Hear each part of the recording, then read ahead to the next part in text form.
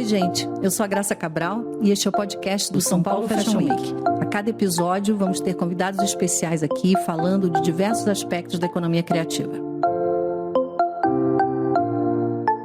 Bom, chegamos ao 5º episódio do podcast SPFW. Ele vai ao ar durante um especial sobre novos protagonismos que está acontecendo em nossas redes sociais. Quem quiser saber mais desse especial, entra lá no Medium, @SPFWOficial, ou nas redes sociais, @SPFW. Eu acho que posso dizer até que esse especial vai estar dividido aí em 3 partes, na verdade. Nessa primeira, a gente vai conversar com a Olivia Merchior, curadora do Projeto Estufa.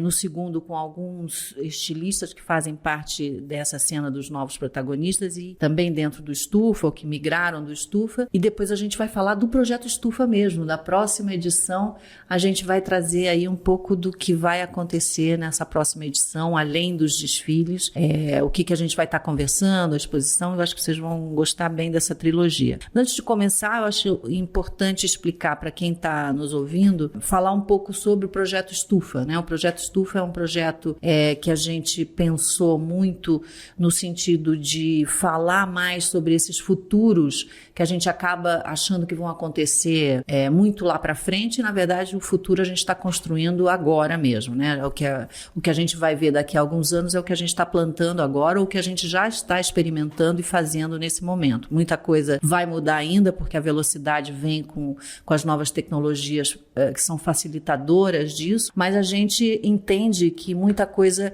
a gente já está vendo nascer ou já está vendo se consolidar nesse momento. Então, o Projeto Estufa, ele vem para falar um pouco desses novos ciclos que acontecem de tempos em tempos mesmo, e a moda ela é muito receptiva a adotar novas abordagens, novos processos com mais rapidez do que em outras áreas.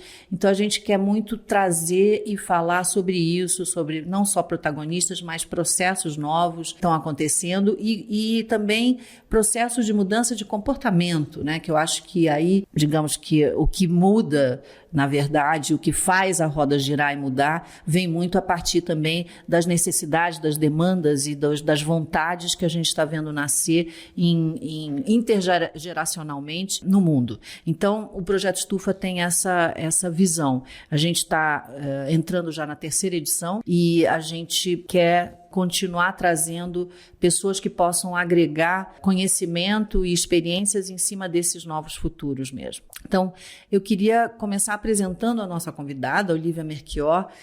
Na verdade, a gente pode falar que você já é de casa, né, Olivia? A gente já está em tantos projetos trabalhando. A Olivia tem um olhar amplo e que faz dela uma parceira muito especial, porque a gente consegue ter essa interlocução e essa conversa sobre passado, presente e futuro o tempo inteiro.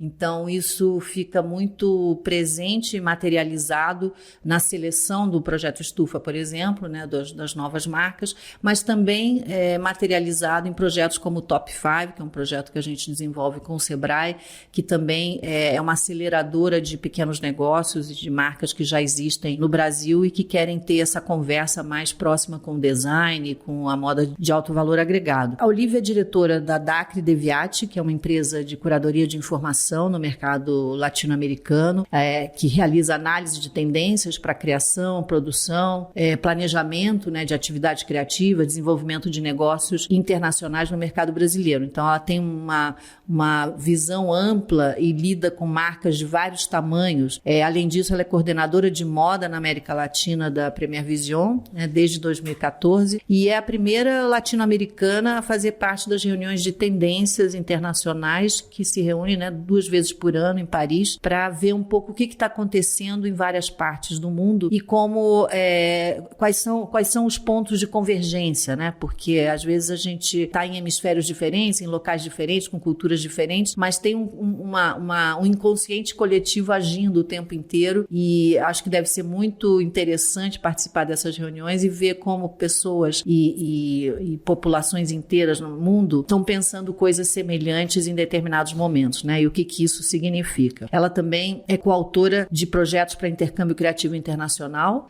Como o Weekend Textile, que a gente fez com o Marcos Almeida e a Saturma Ranin, né?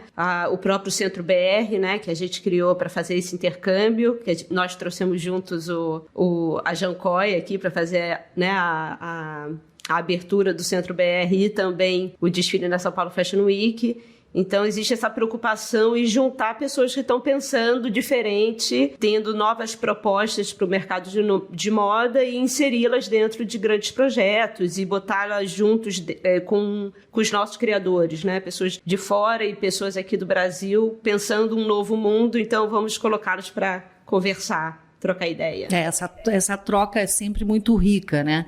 Mas a Olivia, só para vocês terem uma noção, além dos estudos em engenharia de produção na UERJ, ela é formada em jornalismo pela PUC do Rio, em fashion design pela Central St. Martins de Londres, onde ela também morou, e é pesquisadora em cultura e imagem na UFRJ. Ou seja, se tem alguém que tem uma noção 360, a gente vai estar conversando com ela agora. Olivia, fala um pouco como é que você caiu na moda e esse teu interesse que é muito amplo, né? Muito abrangente. Quer dizer, você não está focada única e exclusivamente na moda, mas numa coisa muito mais ampla do que a moda significa mesmo.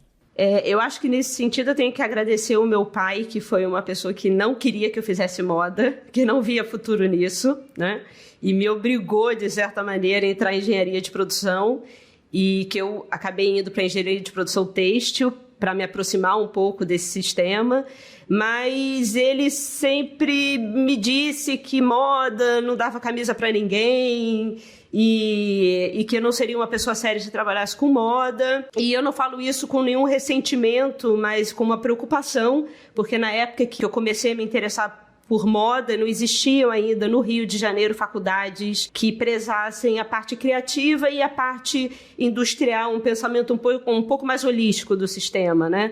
Já tinha Santa Marcelina, obviamente, que já era uma puta faculdade, mas era em São Paulo. E aqui no Rio não tinha muito, né, para onde correr. Então, eu acho que essa preocupação dele era legítima e agradeço, porque engenharia de produção me ajudou, como você falou, a não ficar só pensando na roupa fora de um processo, mas pensá-la como o resultado de uma máquina, né, de um sistema que precisa ser otimizado e pensado não como partes, mas como todo, para que ele funcione de uma maneira adequada, né? Pensando desde a ideia da criação até o sucesso da venda, né? Que é o que realmente é a resposta que você tem da sua criação. Se você conseguiu comunicar a sua ideia e passá-la por todo o processo, né? A capacidade de tirar algo do pensamento abstrato, trazer para o mundo real e fazer com que aquilo tenha sentido, né? Dentro da indústria que ele pertence. Então, primeiro teve esse momento, né, de eu querer fazer moda e não entender exatamente o que era. E eu lembro que eu fui fazer escola de moda Cândido Mendes, onde a Kátia da Farm também, né, não sei nem se ela terminou, mas que ela também estava procurando. E eu lembro que a diferença era que eu ainda estava, né, com 18 anos ali, eu comecei a fazer escondida escola de moda Cândido Mendes.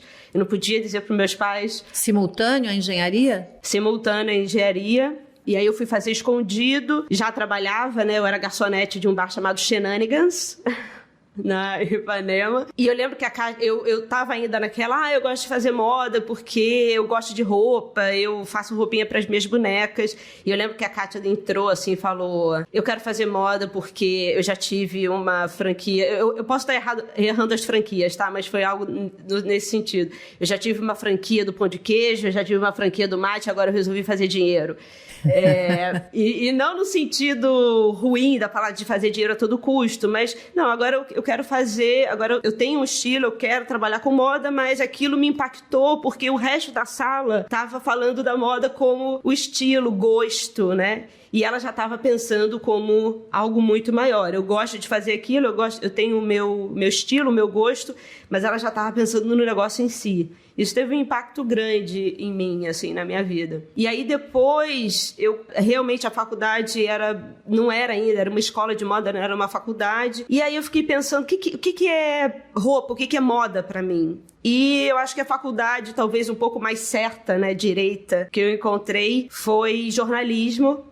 né? E aí foi quando eu decidi, né, recomeçar os estudos e entrar em jornalismo para pensar a moda como comunicação, como esse símbolo em primeira instância que diz ao mundo ao que nós viemos, né? Que nem você falou, do passado, presente e futuro. Foi nesse momento que eu comecei talvez ter um olhar um pouco mais teórico sobre comunicação e aprender a ter um olhar sobre símbolos e sobre a antropologia do vestuário, sobre o impacto do vestuário na sociedade. E aí nesse ínterim aí eu criei uma marca que chamava Porcos. Essa eu não sabia. Você não sabia? Não. Eu tinha um namorado e ele era designer gráfico, e a gente se juntou e criou uma marca, e a gente tem 2 desfiles na casa de criadores da Semana Look Strike. Da Semana Look Strike no Rio. Acho que foi o único momento que teve esse evento. E aí a gente participou das 2 edições com essa marca Porcos, e nessa época a Emília Duncan, que estava fazendo um figurino na Globo, gostava muito do que a gente estava fazendo e era a nossa maior compradora. Ela ficava comprando porque ela estava fazendo uma novela que tinha um núcleo de moda, e ela ficava comprando as nossas roupas. O namoro terminou, a marca terminou, e aí eu fui trabalhar com figurino com a Emília na Globo, que também foi outra história, outra escola muito importante, porque já me deu um olhar da roupa como uma narrativa, né? A importância da roupa na hora que você vai criar um personagem. E a Emília sempre falava dessa relação, ela falava, o mundo é um palco. Então já me deu esse olhar que até hoje eu falo, né? Que todos nós, a gente acorda e a gente monta um personagem de manhã, né? Mesmo que a gente fale, eu vesti qualquer coisa. Não vestiu qualquer coisa, né? Mesmo que você esteja muito sem saco, você fez escolhas estéticas de uma maneira, construiu um personagem para que o mundo te veja da maneira que você gostaria. Às vezes dá certo, às vezes não.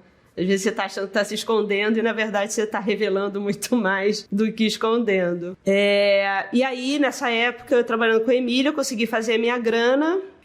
Trabalhei em cinema também com o Marcelo Pis. A Emília foi uma grande ajuda nessa época, que ela sabia que eu queria estudar fora e que eu não ia ter ajuda, né, muita ajuda de família por causa da grana, era muito caro. E ela me alçou a primeira assistente de figurino de cinema com o Marcelo Pis. E aí eu saí de um salário de estágio para um salário de primeiro assistente, que na época eu falei, caramba. E aí eu consegui juntar minha grana e finalmente apliquei e fui para São Martins estudar finalmente, né, design de moda. E essa experiência na São Martins também é uma experiência bem 360, né? Eu estava até falando com a Constanza semana passada, e aí ela estava falando, porque as faculdades e tal. Eu falei, Constanza, eu nunca tive uma aula na São Martins. Eu nunca tive uma aula. Ela, mas como não? Eu falei, não, eu não tive. Você tem que ter perguntas. Ninguém te dá uma resposta. O que eu acho muito interessante, inclusive para esse momento, para falar um pouco dessa atitude nova que o Estufa, né, fomenta e quer trazer, que você tem que resolver, você não pode ficar esperando métodos e modos e maneiras, e que nem o meu tutor na São Martins falava, estupros intelectuais, porque ele dizia, se eu te ensinar a modelagem de uma manga antes de você tentar fazer uma manga, eu posso estar tirando a sua possibilidade de inventar uma nova forma de pensar a manga. Então, assim, tenta fazer. A partir do que você está tentando, tinha, né, os monitores que olhavam e facilitavam o seu caminho, mas nunca era, olha, uma manga se faz assim, liga o ponto A, o ponto B, o ponto C. Então essa coisa assim, não tinha esse momento de, como é que faz uma manga? Aí alguém planifica e fala, olha, abre um livro e fala, a manga vamos fazer um ponto A, vamos fazer um ponto B, agora liga os pontos e a manga é assim. Tudo bem, quer fazer uma manga, se vira, né? Pega livro na biblioteca, fica olhando os outros, pergunta pro amiguinho, mas não fica esperando que alguém vai te ensinar uma coisa. E isso eu acho que foi uma base muito importante, porque é um tipo de educação que ativa a curiosidade, então você não fica esperando alguém resolver a sua vida, você muito cedo entende que você tem que se virar, tem que fazer o seu corre. Eu lembro que primeiro dia de aula, eles dão uma máquina de costura, uma mesa de corte, né, onde você faz a modelagem, e um manequim, né, um dummy. E eu não sabia botar linha na agulha da máquina. E eu perguntei, gente, mas eu preciso que alguém me ensine a colocar a agulha na máquina. E o tutor me respondeu, na biblioteca tem uma seção chamada Manual de Instrução. Vai lá e coloca, aprende a colocar.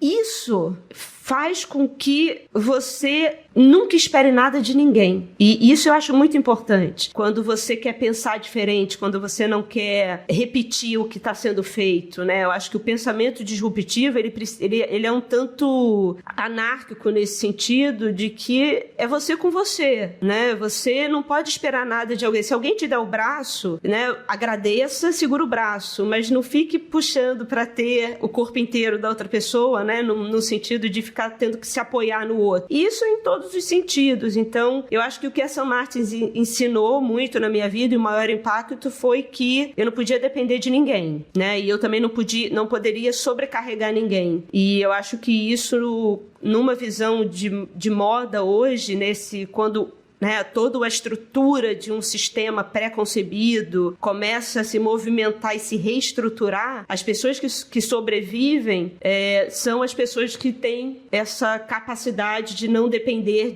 das estruturas maiores, né? São as pessoas que conseguem se reestruturar pela curiosidade e pela sua capacidade de organização, de encontrar as respostas dos novos problemas, né? E não ficar esperando, ai meu Deus, tomara que não mude, porque eu já aprendi a fazer de uma maneira a manga. Se eu não puder fazer dessa maneira, eu não vou conseguir fazer mais nada na minha vida, né? Agora, a gente fala muito que o trabalho do criador, do estilista, do empreendedor, de um modo geral, é um trabalho muito solitário. E você está trazendo muito essa questão de não depender de ninguém, né?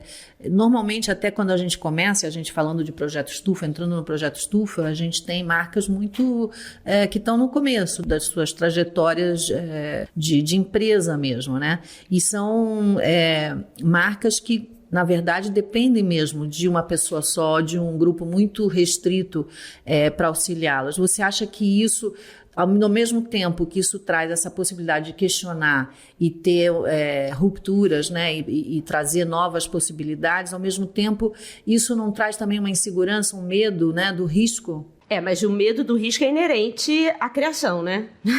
Ser empreendedor em si é você gostar da adrenalina. Tem que gostar da adrenalina, né? E você, na verdade, se entediar com a rotina, né? Por exemplo, eu até brinco assim com os meus amigos, até com o João, né, meu marido, que ele fala, cara, quando tudo tá certinho, quando você conseguiu vencer as coisas, você começa a ficar entediado, inventa um novo troço para fazer. Mas eu acho que é isso, é ser desafiado o tempo inteiro, e é esse olhar curioso, sabe? Já sei fazer uma manga dessa maneira, eu quero fazer agora uma outra coisa, né? Uma outra manga, de uma outra maneira. No caso da solidão do empreendedor, eu acho que existe uma maneira de lidar, eu acho que com a vida, pelo menos que eu prezo, que não é solitária. Não é a questão de ser solitária, mas de você entender que ninguém tem a obrigação de te ajudar, né? Você tem os seus sonhos, você tem as suas vontades, você tem a maneira de conduzir a sua vida que você vai acreditar que seja mais interessante. Mas depender de outras pessoas é o que me incomoda. Então eu tenho uma visão que eu me junto, né, com diversas pessoas, mas eu também não fico nunca numa situação ou me colocando num lugar onde elas me devem alguma coisa, ou que, agora a gente começou a trabalhar, a gente tem que trabalhar o resto da vida, sabe? Tem uma coisa que assim, eu entendo que as pessoas se unem, mas eu acho interessante que cada uma delas tenha força nas próprias pernas, né?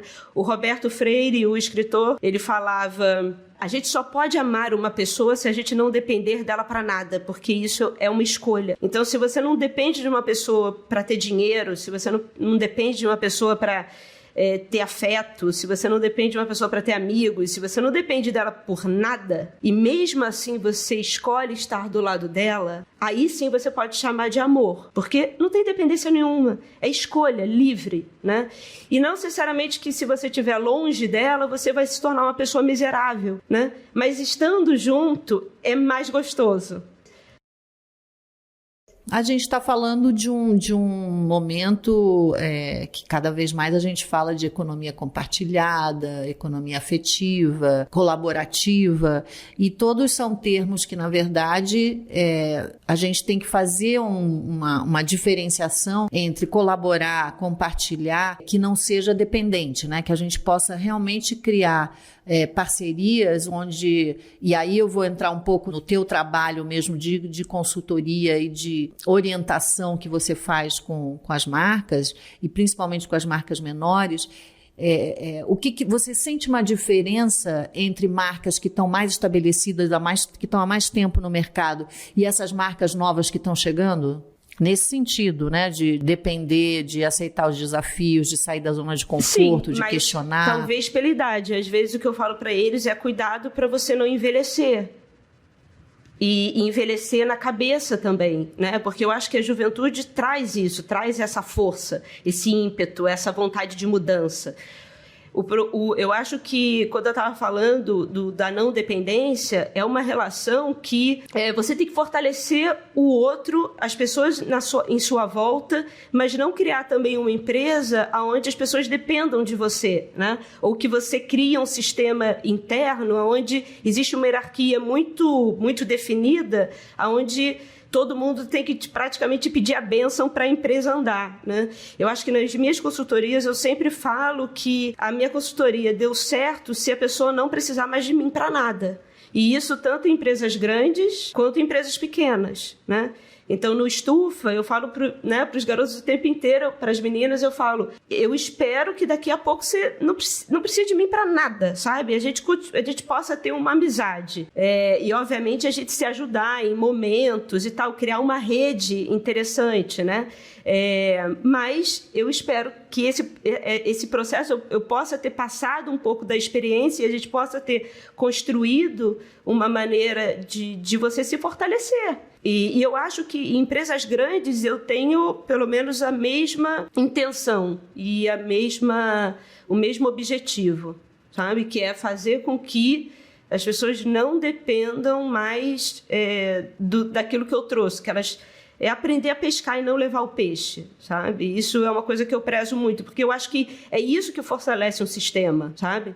É isso que fortalece todo um sistema, no nosso caso, um sistema de moda. Então, no caso desse pensamento, quando a gente vai pensar em novas formas de fazer as coisas, quando a gente pensa em economia colaborativa, afetiva, quando a gente pensa em sustentabilidade, tem que tomar um cuidado muito grande para isso não virar uma estratégia de marketing vazia, né, que eu sempre falo. E, para mim, essas coisas só mudam quando muda um mindset. Você tem que pensar diferente, sabe?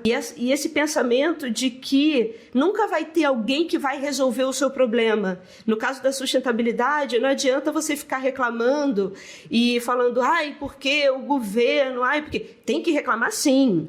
Tem que pedir política pública, sim. Tem que falar que as coisas têm que melhorar, sim. Mas se você não fizer mudar a relação que você tem com o consumo, a relação que você tem com produção, aonde você compra. Eu tive alguns encontros, né, que também não vou citar os nomes, mas de pessoas que estavam lá clamando pela sustentabilidade e falando da importância da mudança do processo. E aí, na verdade, você olha para a pessoa e fala, mas você está vestida de quê? Porque eu estou vendo um poliéster simples comprado numa loja de departamento, de volume. Então, eu acho que é isso que a moda também precisa ser pensada de uma maneira muito mais política do que ela vem sendo pensada. E não é uma política partidária, né? Mas é uma política de o que você quer comunicar, né? Porque o que você veste é diretamente ligado ao mundo que você quer construir, o mundo que você vive. Você está tendo ali, você está falando para o mundo, você está deixando muito claro os seus posicionamentos sobre as coisas. Então, não adianta você ficar falando sobre sustentabilidade se você não a veste, se você não mudou a sua maneira e acha que alguém vai resolver o problema da sustentabilidade para você. E precisa ter uma atuação constante. Eu também não estou falando que resolve você separar o lixo dentro de casa e depois botar ele abre a porta de serviço, coloca ele ali, reza e você não sabe mais para onde ele foi. Eu fiz a minha parte. Não fez. Não fez. Tem que saber, né, para onde as coisas estão indo. Então, quando você fala... De onde vem, para onde está indo. Isso, assim, de onde vem, para onde vai, o que está acontecendo com aquilo. Não adianta tampar o sol com a peneira, né, e falar que os novos processos estão acontecendo quando você vê que a gente, inclusive, politicamente, está em um momento muito conservador e reacionário. Né? Então, eu só fico com medo, às vezes, na moda, quando a gente tem todo esse esforço, né? Por exemplo, no Estufa, trazer novas vozes, novas maneiras de pensar, de produzir, de construir e tal, mas quando a gente vai olhar o que está acontecendo na sociedade fora da nossa área, do nosso meio, do nosso nicho, a coisa não está melhorando, não. Não está mais colaborativa, não, Graça, assim, sabe? É o que eu acho. Não está mais afetiva, não. Então, eu acho que existe um discurso importante a gente pensar. A moda, né, traz como discurso dentro do panorama dela que a moda sempre é prospectiva, a moda sempre é inventiva, a moda sempre, eu sinto, né, um passo adiante. O Érico Robesbauer falava, é impressionante como certos estilistas conseguem antever modificações sociais muito importantes antes que os próprios sociólogos, né? Ele já falava isso na década de 80 e 90. E eu acredito nisso. A gente consegue antever coisas para o bem e para o mal. Só que agora, às vezes, parece que a gente vai levantando certas pautas e, uma vez que a gente resolveu no âmbito da moda, elas estão resolvidas de uma maneira geral. E eu não acredito nisso. Eu acho que a gente precisa pensar a moda como esse instrumento de mudança político que vai muito além, né, dos eventos, da passarela, do nosso nicho, né, das nossas conversas internas. E eu acho até pelo lugar que ela ocupa no nosso dia a dia, né? Que é isso que você começou falando. Quer dizer, não adianta achar que a moda é fútil, a moda é isso, a moda é aquilo, quando você está o tempo inteiro se posicionando no personagem que você escolhe cada dia na sua vida. E a né? moda, assim, a roupa, né? Pensando moda e roupa de maneiras distintas, mas hoje é muito difícil pensar roupa distinta de moda, né? Ainda mais, né? Porque a gente vive nessa sociedade do espetáculo, né? Da imagem. Então, para mim, é indissociável quando a pessoa fala eu visto qualquer coisa, é mentira, né? É mentira, porque você dá uma camisa da Versace para essa pessoa para ver se ela vai usar. Ela não vai usar. Então, é mentira, né? Então, assim, existe sempre um personagem sendo criado, né, dentro dos símbolos criados pela moda. O objeto roupa é tão íntimo, né, que a gente pensa, não à toa a tecnologia está indo para tecido, né? Porque, na verdade, ela já iria para a pele, mas aí já entra problemas éticos muito maiores. Mas essa barreira de largar... O celular não vai ser mais esse canal de difusão das nossas informações pessoais, e sim a roupa. Claro que celular você tem que apertar um like, né? O celular você perde, ele fica longe de você. A roupa não, tá grudada no nosso corpo, tá sentindo nosso batimento cardíaco, tá vendo se a gente ficou excitado passando numa vitrine ou se a gente ficou entediado, ou se a gente não prestou atenção. Né? Esse é o commodity hoje, né? Que realmente dá altos lucros para a indústria. Então, a gente pensa a moda como essa é uma das áreas essenciais, porque a gente tem essa capacidade de pensar gostos e difundir desejos de massa. E não à toa a tecnologia colou na gente. Não adianta fazer o Apple Watch que ninguém usa, né? Agora, dá para um designer de moda, né? Dá para um designer de moda, em 2 segundos a gente viraliza. Então, pensar também esse nosso comprometimento com esse mundo que está se estruturando, né? E pensar como que a gente vai usar as nossas habilidades de criação de desejo, né? de criação de personagem, de construção de símbolos, para fazer com que a tecnologia fique, né, mais próxima, né, da gente, né? E é por isso que a gente não pode pensar a roupa só pelo design, pela cor, pela tendência, se é longo, se é curto, se é justo, se é largo. É muito maior. Eu acho que a gente tem uma responsabilidade gigante. E eu não sei se a maioria dos nossos companheiros, né? Você sabe, a gente conversa muito sobre isso, mas eu tenho certeza que a maioria dos nossos companheiros não entendeu isso ainda. nós entendemos. Agora, entrando um pouco mais a fundo no projeto Estufa mesmo, você chega no projeto Estufa como uma consultora, colaboradora, curadora, que a gente tem por perto exatamente com esse olhar, né, esse olhar para a moda nessa amplitude, quer dizer, moda muito além da roupa, né, moda como comunicação, e as pessoas querem muito saber como são esses processos, né, como é que são selecionadas as marcas, como é que elas participam.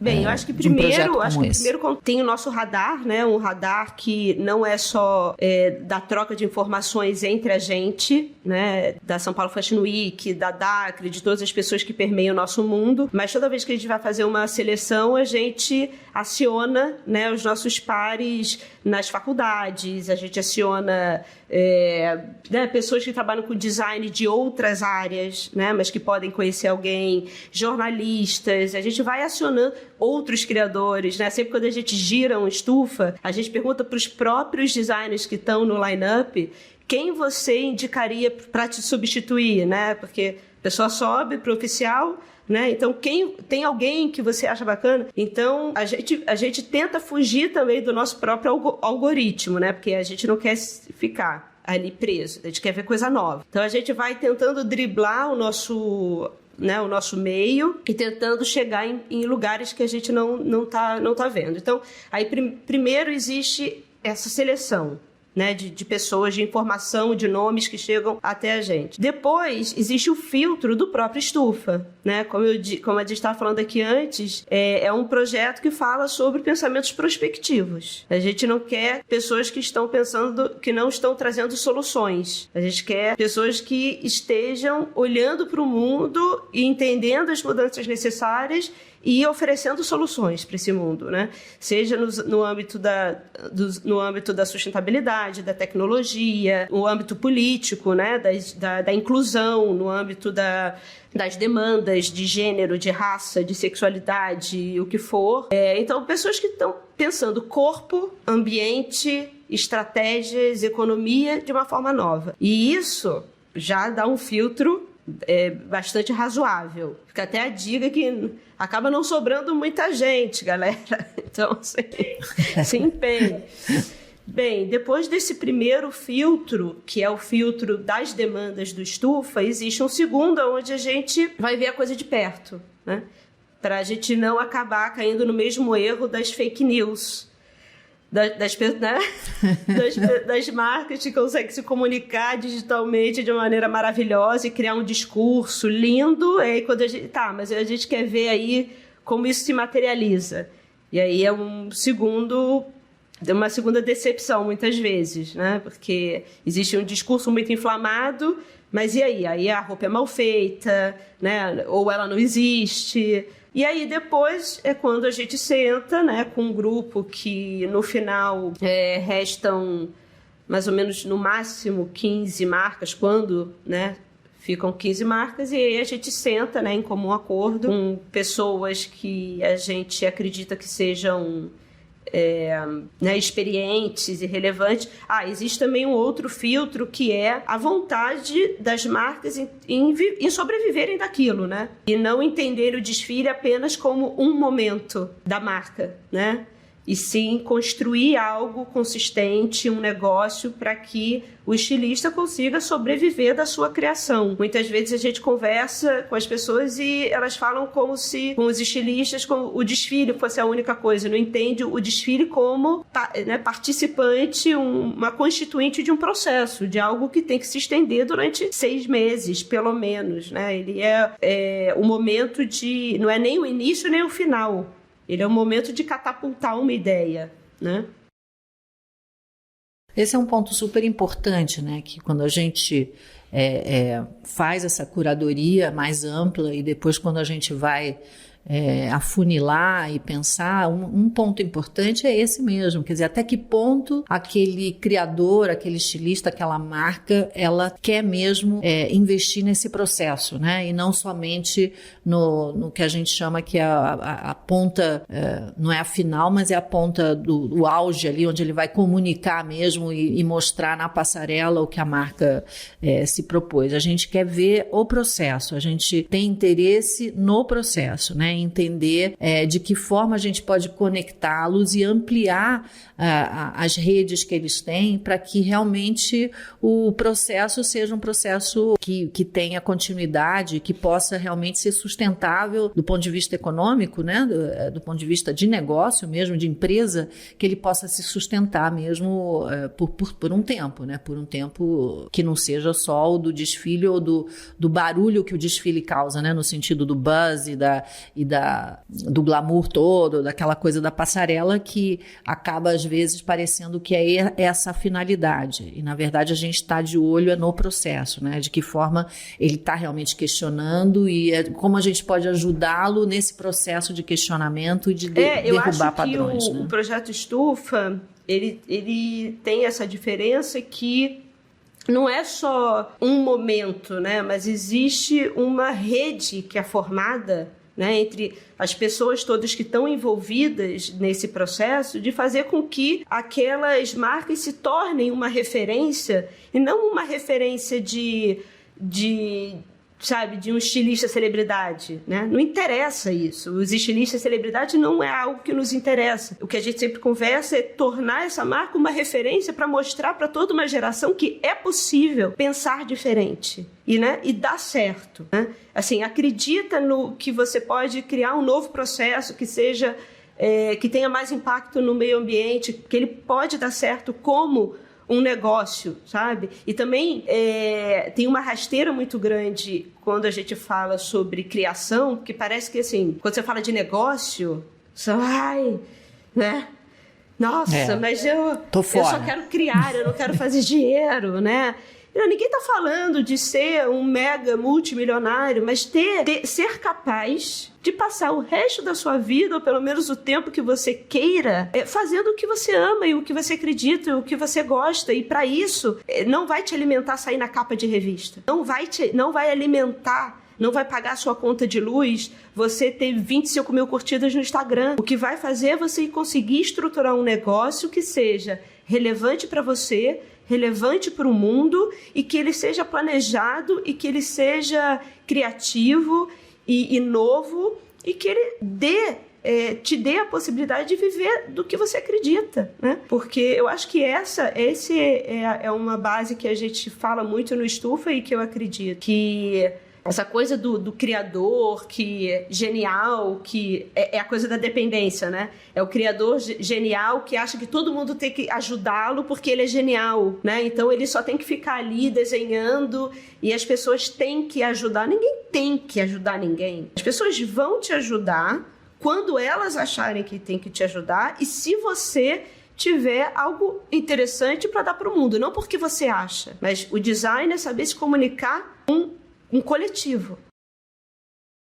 Você costuma trazer o Martin Margiela como uma referência no sentido de um cara genial, criador, que já no último ano da faculdade já foi identificado como um cara que ia se destacar no mercado, mas ele mesmo teve uma atitude de segurar a onda e aprender, né? E antes disso, mergulhar um pouco mais nos processos todos antes dele se aventurar como um criador e uma marca independente. Eu não gosto muito de criar mitos, porque eu acho que eles sempre nos... não. Porque eu acho que eles sempre nos decepcionam, mas talvez, assim, eu acho que... Não conheço pessoalmente, mas leio muito sobre a história dele, né? Só uma fissurada. Mas porque, para mim, ele é uma demonstração de uma pessoa que representa tudo que eu acredito. Ele estava no momento que, quando ele se formou, todo mundo foi atrás dele, falando que ele era genial e que vamos abrir a sua marca. E ele disse, não, é porque eu não conheço o mercado ainda, se eu abrir minha marca agora não vai dar certo. E essa coisa, ele não se deixou capturar pelo discurso do outro e pelo ego. E aí ele foi aprender, foi entender o sistema onde ele estava inserido, foi dominar o sistema. E aí ele voltou e falou, tá, agora eu estou pronto. Se associou a pessoas, também o que é muito importante, né? Soube que não ia fazer aquilo sozinho, mas também nunca de uma maneira dependente. Falou, olha, preciso de você porque eu não vou conseguir fazer sozinho, quer fazer comigo? Quero. Aí se juntou com a Jenny Marys, eles, né, se juntaram, né, com um monte de gente ali que sempre foi dada a importância de cada um dentro desse processo, até que ele se retira o seu rosto de celebridade no auge desse momento, né, do designer de espetáculo. E ele demonstra ali que aquilo é um momento, né? Aquela marca é um momento onde ele está testando coisas que ele acredita da forma que ele acredita. E aí ele vai, esse grupo de pessoas consegue, né, oferecer, depois que ele aprendeu como lidar com o mercado, depois que ele fez os contatos, ele sabia aonde vender, aonde produzir, as pessoas já conheciam ele, já tinha se apresentado ali nas internas, aí ele vai para Ribalta. Sobe na passarela e vai para Ribalta. E o que eu acho fantástico é o domínio que ele tem sobre o próprio processo dele. Porque quando ele sente, é o que eu digo nas apresentações, sobre passar o bastão. Né? Quando ele sente que a empresa tomou um tamanho, quando ele vende e que a coisa já meio que, sei lá, talvez não esteja mais adequada ao que ele quer fazer, né? Ele também tem a capacidade de não se apegar àquela marca dele, sabe? Então, aquilo não é o início e o fim. Ele se reinventa no auge. E ele passa o bastão, fala, olha, não quero mais fazer isso. E aí ele tem uma frase que quando ele fala isso, a Jenny Marys fala, nesse dia que ele decidiu sair, a gente nunca mais se falou. E não é porque eles brigaram. Não foi porque eles brigaram. É porque eu acho que é isso que mostra a não dependência. Obviamente, eles podem ficar amigos, mas ele foi fazer outra coisa. E ela foi fazer outra coisa. Então, essa ideia de que você se junta a pessoa e se fortalece, mas para fazer algo importante. Mas não existe strings attached, sabe? Porque e aí esse domínio de, olha, fiz, recriei, e agora eu quero fazer outra coisa que me dê sentido. E não ficar apegado ao glamour do que eu virei, né? Criar novos sentidos, isso eu acho fenomenal. Agora, você sente que essas novas gerações, a gente está falando das marcas do Estufa em particular, que são novas gerações, né? São novos criadores, você sente que isso já faz parte deles? Porque a gente vem de um histórico de moda onde, obviamente, a questão do ego e de quem assina e de quem aparece era sempre uma questão muito, muito forte. Você acha que ela já vem com um outro pensamento, não, uma outra cabeça? Eu acho que esse é um ponto alto do Estufa.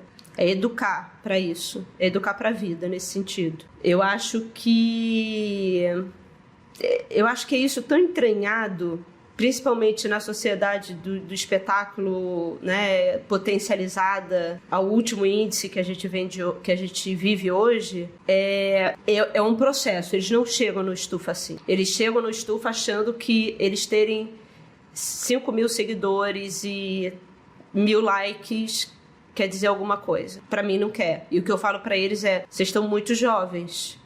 Daqui a pouco, a juventude ela é muito facilmente substituída. Porque é algo cronológico, você envelhece. Você não vai ter 20 anos para o resto da vida. Então, o que você é interessante hoje é porque você está vivendo um mundo que as pessoas de 40, eu, por exemplo, você, a gente já não tem saco. Mas a gente, quando tinha 20, a gente estava nos inferninhos, a gente estava entendendo as novas linguagens, a gente estava andando nos becos, a gente estava ouvindo a música do momento. Aos 40, antes disso, você perde um pouco de saco. Então, se você não constrói uma vida interessante, se você não se mune de pessoas interessantes ao seu lado, se você não constrói um negócio interessante e sustentável e coerente com as suas ideias, você vai envelhecer. E aí vai ser uma outra geração que vai estar em outro aplicativo e que vai estar em voga em outro momento por outros projetos. A gente envelhece. né? Então, eu acho que nesse momento, mas eu acho também que o Estufa tem esse lugar e eles chegaram com ideias muito interessantes, um pensamento novo, né, de coisas que estão acontecendo, que estão pulsando, de novas necessidades dessa geração. Isso eles têm, isso vem com eles, né? Agora, eu acho que o ego, a vaidade, eu acho que a capacidade de estruturação, de pensar não numa forma imediatista, mas a longo prazo, pensar realmente como você vai construir algo que não vai ser tão efêmero como uma capa de revista ou o fato de você ter 20 anos, né? Porque o que eu falo para eles é muito simples, não é que seja fácil, mas é mais fácil, é mais simples você ter o protagonismo aos 20 anos, né, por diversos motivos, do que você manter esse protagonismo por 20 anos. E é aí que vai além da idade e além da pulsão criativa da juventude, né? É a sua capacidade de se manter relevante. E se manter relevante durante 20, 30, 40 anos, aí que eu quero ver. Porque aí você não tem mais o gás, né? Aí você não tem mais a beleza, você não tem mais o saco de virar à noite, né? Nas melhores festas, onde tudo é incrível, tudo é novo, né? Então, não se deixar substituir é o que a gente fica facilmente ser substituível e não se deixar levar por um sucesso momentâneo, né? Na tua prática, mais com eles no dia a dia, no desenvolvimento das coleções e no que você pode auxiliá-los ali até chegar ao desfile, como é que isso acontece? Como é que é esse processo? O dia a dia é que nem eu te falei, que é o que eu faço com qualquer trabalho. É mostrá-los que eles não podem depender de ninguém, né? Inclusive de mim ou inclusive da própria São Paulo Fashion Week. Não existe um grau de dependência. Eles têm que se unir, né? Tirar essa parte do ego, da vaidade, da competição, e eles precisam entender que eles precisam trabalhar muito juntos e trocar informações e talvez dividirem uma produção se eles querem fazer uma coisa, ou se eles querem fazer um evento, eles têm que se juntar e eles fazerem as coisas, né? Eu acho que existe diariamente esse trabalho. Então, por exemplo, a gente tem um WhatsApp que a gente se fala, né, todos os dias, mas eu fico ali só de olho, ele está silenciado, eu fico só de olho, olhando de longe. Às vezes eu entro, falo alguma coisa, mas eu fico tentando fomentar a união deles e entendendo que se eles ficarem juntos, eles vão conseguir se fortalecer muito mais do que se eles quiserem brilhar sozinhos, né? Então, essa coisa de não dependa dos outros. Então, assim, porque a gente precisa, por exemplo, de uma loja, né? Então, assim, o quê? Você vai esperar alguém? Aí porque eu adoro isso, né? O que você precisa? Eu preciso de um investidor. Eu falei assim, meu amor, todo mundo precisa de um investidor. Eu preciso de investidor, né? Todo mundo precisa de investidor, né? Agora, tirando o investidor que todo mundo precisa, o que você precisa? Eu preciso vender. Tá, então vamos lá. Então, como é que pode se organizar de uma maneira pedindo apoio, né, para os nossos parceiros? Como é que eles podem usar os contatos da São Paulo Fashion Week, que são muito fortes, e ligar para vocês falando: Graça, a gente precisa disso, você conhece alguém para nos ajudar? Paulo, você conhece alguém para nos ajudar? Usa os canais, né? Mas não fique esperando que alguém tenha que montar essa loja para você, né? Então, assim, saiba fazer as perguntas, saiba utilizar do seu networking, mas também saiba estruturar a coisa pelas próprias pernas, né? Então, assim... E o que eles mais te demandam, né, no dia a dia, além de tentar solucionar essas questões mais amplas, né, de distribuição? O que você é demandado até chegar ao desfile, por exemplo? Porque o desfile é um marco também para eles, né? Bem, a gente conversa muito sobre... Obviamente, as coisas mais diretas, né? Que é matéria-prima, parceria para sapato, para acessório, contato, quem pode costurar uma coisa, quem pode fazer outra. É realmente a materialização, isso é o mais imediato. Mas isso é mais próximo do desfile, né? Mais perto do desfile.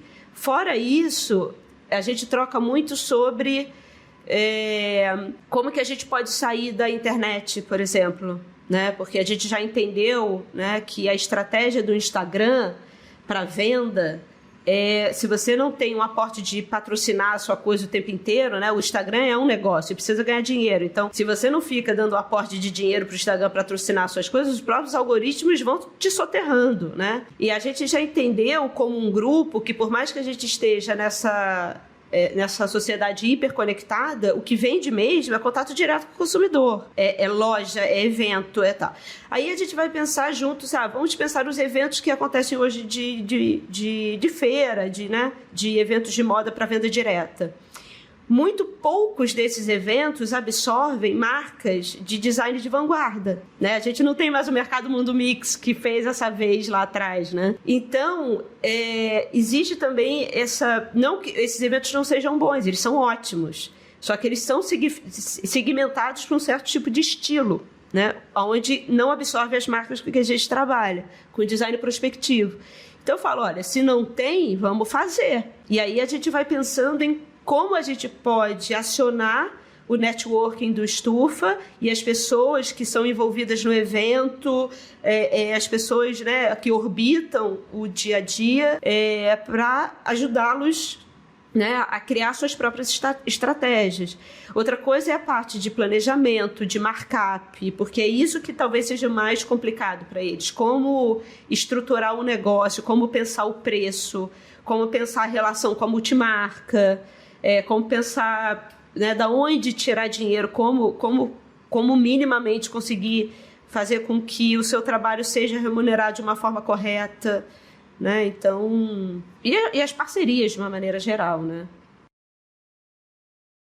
As pessoas, na verdade, sempre se perguntam, né, como é que elas acessam, né, uma plataforma como São Paulo Fashion Week, que parece sempre muito inatingível, principalmente para marcas jovens, marcas novas que estão começando, que tem uma estrutura mais restrita. E a gente, essa é uma essência do São Paulo Fashion Week, né? O São Paulo Fashion Week, quando nasce para organizar esse calendário, que eram desfiles que aconteciam espalhados pela cidade, quando aconteciam, a ideia de criar um calendário, além de organizar todo esse sistema moda, né, porque ele não é só o desfile, ele é toda a cadeia que se organiza para as datas específicas, tinha também uma intenção de criar condições que dessem um mínimo de igualdade, né, para as marcas que estavam começando, que eram novos criadores, para marcas que estão estabelecidas no mercado e que têm uma estrutura tanto para investir quanto de produção mesmo, né, do próprio desfile, que tem um custo, né? Produzir um desfile não é uma coisa barata. Então tem a vocação, a essência do São Paulo Fashion Week sempre foi criar condições para que marcas de tamanhos diferentes, de capacidade de investimento diferentes, tivessem as mesmas condições. Então, elas recebem um espaço já montado, com uma estrutura de camarim, de sala de desfile, da parte toda de iluminação, ter uma mesma igualdade e mesmas condições para que, a partir dali, quem tem mais capacidade de investimento pode fazer um show maior e quem está iniciando nesse processo, mas tem uma criatividade forte, né, algo a dizer muito forte, consiga mostrar o que tem desenvolvido de uma forma de qualidade igual. O que é muito parecido com o né? Premier Vision, sabia? Ele tem, os estandes, eles são iguais. Você pode aumentar de tamanho, mas você não pode, fora do stand, fazer altas estruturas e tal. Porque exatamente eles querem tentar deixar com que pessoas que estejam começando tecelagens iniciantes, elas não fiquem soterradas pelo dinheiro de grandes tecelagens, entendeu? Então, por isso que, inclusive, quando a gente veio para o Brasil, isso era uma questão, porque algumas empresas aqui nacionais nem entendiam isso, né? E falavam, mas eu quero botar uma roda gigante dentro do evento. Não vai botar. Não vai botar porque o outro não tem dinheiro para botar, entendeu? Então, você pode decorar internamente o que você quiser. Agora, externamente, não vai rolar. E é isso que eu acho no Estufa, a gente também tem essa preocupação muito grande, né? De falar que quando as marcas forem para o line-up oficial, elas vão ter a possibilidade de investir num cenário, vão ter a possibilidade de botar uma banda ao vivo, né? Vão ter a possibilidade de trabalhar mais a luz e tal. Mas eu acho que no Estufa o que a gente tenta fazer é que o dinheiro ou os contatos, né? Ou as possibilidades de investimento no desfile de uma marca não soterre outras, né? Porque é esse momento que a gente tenta fazer com que as marcas tenham apenas a criatividade e a capacidade de realização da roupa como o objeto de foco. Que a linha de partida seja igual. A linha de partida seja igual, porque vai ser um momento onde eles são um pouco mais protegidos da força do dinheiro, da força do investimento externo, né? Então, obviamente, eles fazem parcerias e tal, mas a gente fala, não, olha só, né? A gente restringe. Então, a luz é igual para todo mundo, a passarela é igual para todo mundo, a arquibancada é igual para todo mundo, né? Então, eu acho isso importante porque, pelo menos no Estufa, né, na edição que eles estão participando como grupo, a marca que está vindo de uma família mais humilde, que está num corre maior, que tem menos capacidade de investimento no espetáculo, não vai ficar com medo de ser soterrado, porque sabe que ali vai ter uma segurança de que todo mundo é igual, tendo dinheiro ou não tendo dinheiro. O que vale ali é a criatividade. Obviamente, tem que usar também esse momento, né, de segurança para capitalizar, porque depois é mundo real e o dinheiro, sim, vai fazer diferença em termos de espetáculo, né? Deve, né? Porque aí a gente também quer ver a criatividade aflorar. Em todos os lados, A gente vê essas marcas, principalmente as marcas do Estufa, eu falo que, na verdade, a gente está tendo um movimento geral na moda, mas essas marcas especificamente, elas vêm com posições muito, muito fortes né, pensando um pouco no contexto que a gente está vivendo de polarização, de retrocessos em alguns momentos também, o quanto elas se posicionam. Você acha que isso impacta novas reflexões para o mercado e para as pessoas? Eu acho que sim, força? Principalmente porque cria referência, né? É muito importante que a gente não tenha apenas uma possibilidade, né? Para você ter sucesso no mercado de moda, principalmente, né? Você tem que ter um estilo, você tem que vender para um segmento, você tem que fazer a moda do luxo, só pode ser uma coisa assim, você tem que vir de certos lugares, né?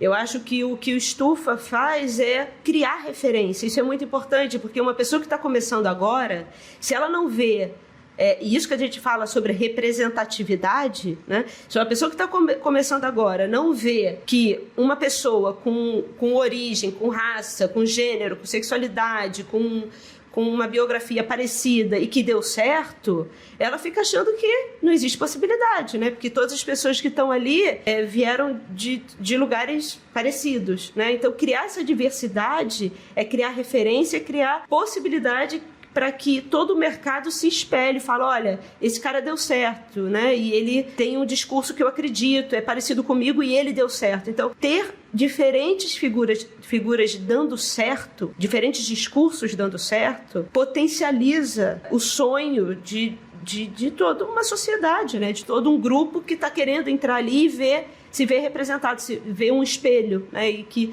não, se aquele cara deu certo, talvez eu também possa dar certo e eu não tenho que me adequar ao que né, a uma linguagem, ao que deu certo no passado. Para encerrar, qual a importância que você vê num projeto como o Projeto Estufa? É de criar Estufa? referência, é de mostrar que pensar diferente, pensar novas propostas para uma sociedade ser prospectiva e não reacionária, isso também, de novo, não falando em partidarismos e posições políticas, mas pensando em avanços como sociedade, como indivíduo, como um espírito coletivo, sabe? Pensando em pessoas de diferentes origens, de diferentes níveis sociais, de diferentes raças, classes e tal. Pensar como um todo. E eu acho que o que o Estufa faz é conseguir criar referências plurais para fazer com que a gente, pelo menos na área de moda, a gente ofereça soluções para um futuro mais interessante, né? mais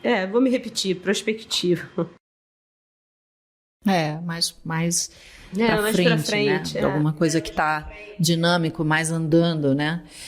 Eu acho que, enfim, é unânime também a visibilidade, quando você fala em referência, a visibilidade que um projeto desse traz, né?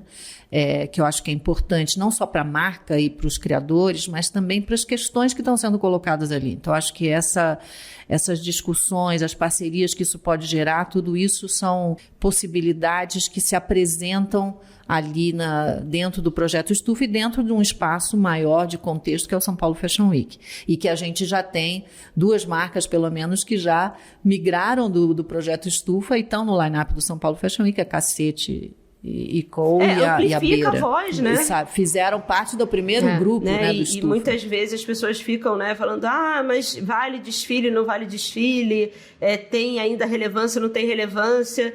Eu tenho certeza que as marcas que estão dentro do Estufa entenderam a relevância de ter uma plataforma como a São Paulo Fashion Week, né? Até a gente teve, né, o Estufa principalmente, teve 2 matérias na Vogue Itália que todo mundo tem consciência que se eles não tivessem unidos numa plataforma com a abrangência e a amplitude da São Paulo Fashion Week, nunca eles teriam sido vistos, os seus discursos amplificados no exterior, como aconteceu com diversos convites que aconteceram, né? Então, quando as pessoas falam, de desfile é relevante, não é? Peraí, faz um para ver. E isso lembrando que tem todo o frisson antes do nervosismo, porque não pensem que é só o criador, as marcas que ficam nervosas. A gente também fica, porque a gente quer que tudo saia legal e que eles realmente consigam aproveitar esse espaço para comunicar o que, né, a marca deles. Isso vale para todo mundo que está no line-up, a gente sabe o que é, né? De dar certo, das coisas acontecerem no timing certo, no tempo certo, deles poderem realmente oferecer e mostrar aquilo que eles, com uma essência de criação, eles querem mostrar.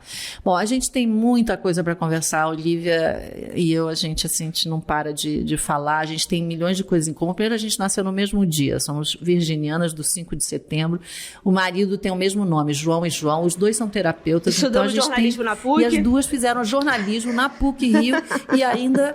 Eu não fiz engenharia de produção, nada disso, ela foi além, muito além. Mas a gente tem muita coisa para trocar sempre, é uma conversa ótima. A gente conversou com a Olivia Merchior sobre a curadoria que ela faz com o Projeto Estufa, mas também sobre outras áreas, sobre o pensamento dela, né, as coisas que ela pensa. Então, sem dúvida, a gente vai querer repetir outras vezes essas conversas. Olivia, que também tem um podcast super interessante chamado High Low, com a Isabel, a Isabel Junqueira, elas ficam numa conversa Paris-Rio, bastante interessante também. Então, também procurem esse podcast, vale super a pena ouvir, para quem é interessado em moda e num aspecto mais amplo da moda, sempre tem um assunto interessante. Então, assim, eu agradeço muito não só a amizade, mas por você ter me convidado, ser responsável por eu estar nesse projeto incrível, que tenho muito orgulho de fazer parte. Obrigada por tudo, obrigada pela conversa mais uma vez. Beijo. Beijo. E como comentei no início, esse é um dos podcasts que a gente vai estar falando sobre o Projeto Estufa, sobre novos protagonismos e sobre a próxima edição também do Estufa. E a gente espera vocês, se quiserem saber mais sobre esse assunto dos protagonismos e dos protagonistas nas redes do São Paulo Fashion Week, procurem o Medium ou o YouTube no @SPFW Oficial ou nas redes sociais no @SPFW. E a gente se vê no próximo.